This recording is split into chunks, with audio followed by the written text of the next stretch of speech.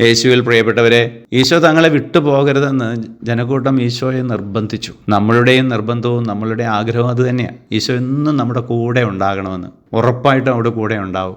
കാരണം നമ്മുടെ രക്ഷയ്ക്ക് വേണ്ടി നമ്മളെ ഒത്തിരി സ്നേഹിച്ചതുകൊണ്ടാണല്ലോ പിതാവായ ദൈവം ഈശോയെ നമ്മുടെ ഇടയിലേക്ക് അയച്ചത്. അവിടുന്ന് ജീവൻ വെടിഞ്ഞ് നമ്മളെ സ്നേഹിച്ചു, നമുക്ക് രക്ഷ നേടിത്തന്നു. മാത്രമല്ല വിശുദ്ധ കുർബാന അവിടുന്ന് സ്ഥാപിച്ചു, ശരീരവും രക്തവും ഭക്ഷണപാനീയങ്ങളായി തന്ന് നമ്മുടെ കൂടെ എന്നും വസിക്കുകയാണ്. നമുക്ക് വേണ്ടി മരിച്ച ഈശോയ്ക്ക് നമ്മളെ വിട്ടുപോകാനാവില്ല. പക്ഷേ നമ്മളെപ്പോഴും ഈശോയുടെ കൂടെ തന്നെയാണോ എന്നാണ് നമ്മൾ ചിന്തിക്കേണ്ടത്.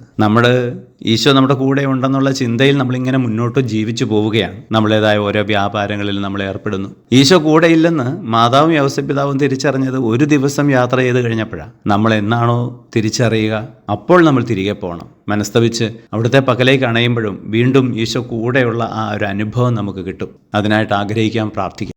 ഞങ്ങളുടെ രക്ഷകനായ ഈശോയെ, ഞങ്ങളെ അനുഗ്രഹിക്കുമാറാകണമേ, ഇപ്പോഴും എപ്പോഴും എന്നേക്കും. ആമേൻ.